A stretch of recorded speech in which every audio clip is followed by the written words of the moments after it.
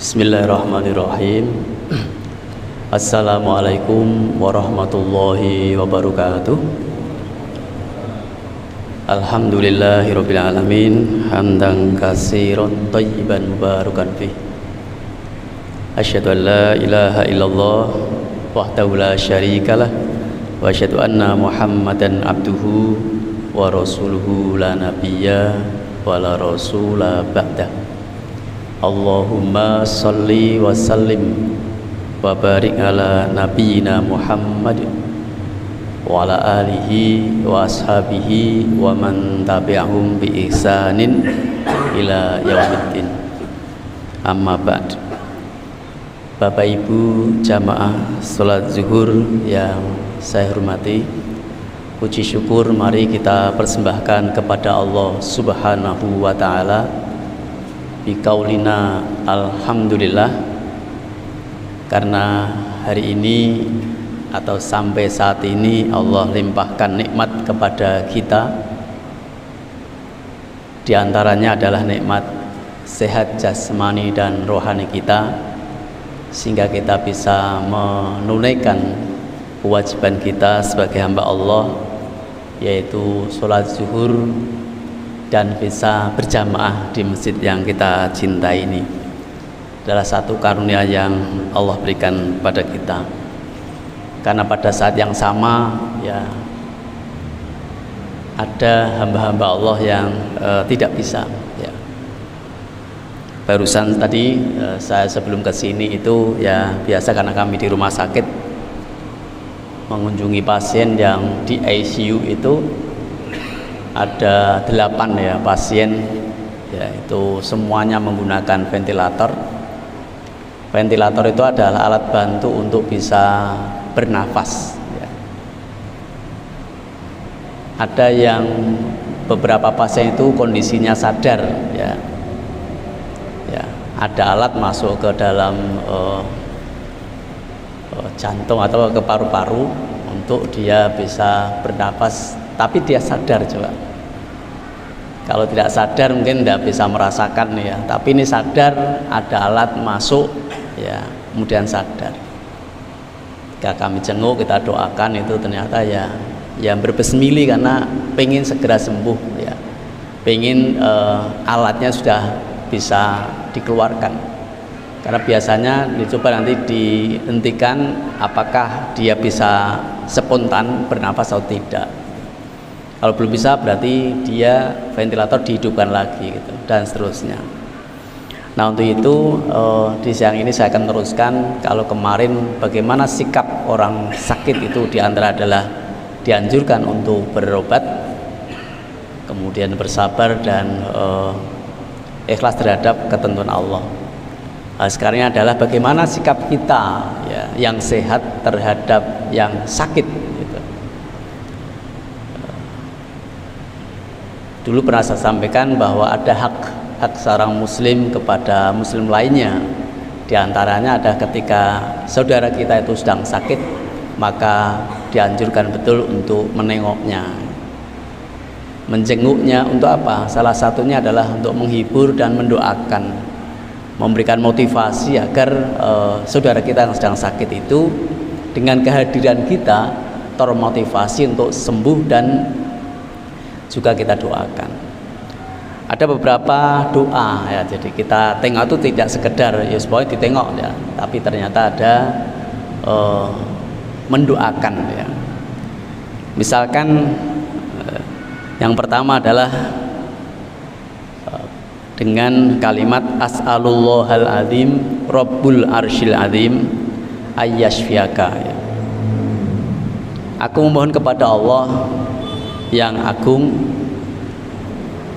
Tuhannya arsy yang Mekah, agar menyembuhkanmu ya. Jadi ini dengan menyebut asma Allah, jadi yang maha agung, yang memiliki arsy yang agung, semoga Allah menyembuhkanmu. Itu kan simpel ini. Jadi salah satu ketika kita berdoa agar saudara kita yang sakit itu sembuh ya, dengan cara mendoakan. Yang simpel ini kalau dengan bahasa Arabnya susah ya, cukup dengan bahasa yang kita bisa. Itu yang pertama. Jadi ada beberapa pilihan doa ya. Yang kedua, Allahumma shfi sa'dan, Allahumma shfi, Allahumma shfi sa'dan, Allahumma shfi sa'dan. Jadi dibaca 3 kali ya. Ini contoh ketika Nabi mendoakan kepada salah satu sahabat namanya Sa'dan. Ya Allah sembuhkanlah yang Sa'dan ini sampai 3 kali. Jadi misalkan ada saudara kita, cukup ya Allah sembuhkan, sebut namanya. Nah begitu. Tidak simpel lagi. Jadi sebenarnya ketika kita menengok itu ada tuntunan yang simpel, apalagi diiringi dengan ada jamaah nanti mengaminkan.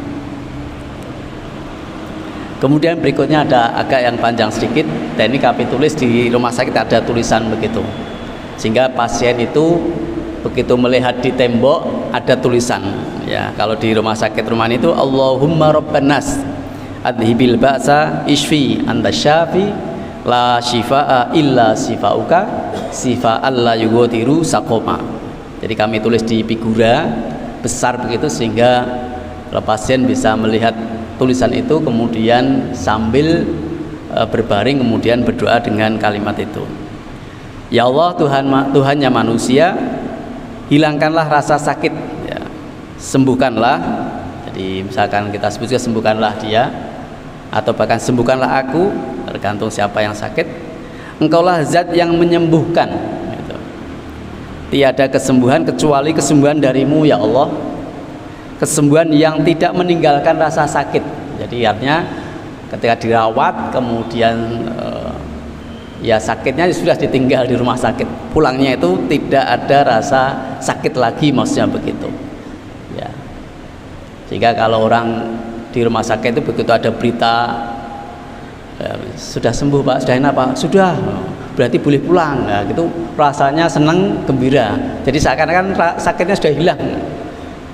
Jadi kalau rata-rata kalau pasien itu diberitakan oleh dokter sampaikan sudah boleh pulang Pak Bu, itu rasanya plong itu ya gitu. Meskipun masih ada bekas-bekas sakit, tapi ada kabar gembira tadi itu ternyata rasa sakitnya sudah tidak berbekas. Nah itu. Nah, maka di sini ada pendapat ya, artinya yang tidak boleh kita ikuti ya. Misalkan ya, yang sering kita temui adalah dia sembuh di hari Selasa gitu. Nah, Bu udah boleh pulang siang. Kemudian dia kira, wah nanti kalau saya pulang Selasa ini nanti balik lagi gitu. Sakit lagi, lain tidak boleh diikuti. Karena prasangka buruk ini nanti bisa jadi karena dia mengucapkan bisa jadi doa. Nah, karena hadis Nabi itu ana inda zonni abdi bi, aku sesuai prasangka hambamu. Padahal sudah enakan, sudah boleh pulang, tetapi ternyata ada prasangka tadi, jangan-jangan nanti pulang hari Selasa ini aku kambuh lagi. Nah gitu, maka tidak boleh ikuti pendapat keyakinan itu. Ya sudah, kalau sembuh bismillah, boleh pulang ya pulang gitu ya, tidak ada lagi prasangka. Jadi sering masih ada keyakinan itu di rumah sakit, lalu sudah enak kok ya, nanti pulangnya nanti malam saja ya. Nah, sudah beda hari Rabu ya. Kalau toh mau pulang malam itu kan alasannya bukan karena dengan dikaitkan hari tadi ya, mungkin karena yang jemput nanti nah, gitu. Bahkan sekarang tuh rumah sakit sudah ada pengantaran gratis lagi ya, sudah boleh pulang saja ya. Nah kemudian ada juga tentang bagaimana kalau sakitnya itu luar biasa ya, berarti ternyata ada simpel lagi ya. Cukup ditempelkan di tempat yang sakit dengan kalimat bismillah, bismillah, bismillah, dengan menyebut nama Allah ya. Atau boleh ditambah a'udzu biizzatillah wa qudratihi min syarri ma ajidu wa hadiru ya.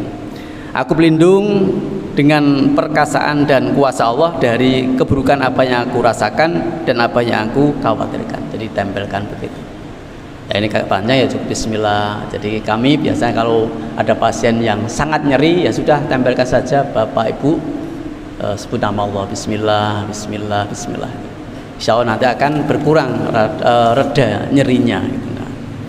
Nah, Jadi begitu Bapak Ibu sekalian, kehadiran Bapak Ibu ketika menengok orang sakit itu sangat diharapkan ya, sebagai motivasinya dan juga sekaligus doanya ya gitu ya. Nah, kadang kalau membawa sesuatu kan itu tambahan saja, bawa buah, kadang enggak sempat bawa ya amplop dan isinya misalkan, itu tambahan saja, bukan itu yang inti, tetapi ini adalah doa tadi. Nah, dari doa inilah sudah dituntun oleh Nabi kita. Nah, ternyata dengan seperti kita tengok menambah keakraban persaudaraan, jadi menambah kekuatan untuk dia, semangat untuk sembuh gitu Bapak sekalian. Mudah-mudahan yang sedikit ini sekali lagi, siapapun yang sakit kemudian kita dapat info ya, kita bisa tengoknya. Kalau toh sampai tidak bisa, mungkin dengan telepon gitu ya, kemudian didoakan. Terima kasih, mohon maaf. Subhanakallahumma bihamdika asyhadu an la ilaha illa anta astaghfiruka wa atubu ilaik. Wassalamualaikum warahmatullahi wabarakatuh.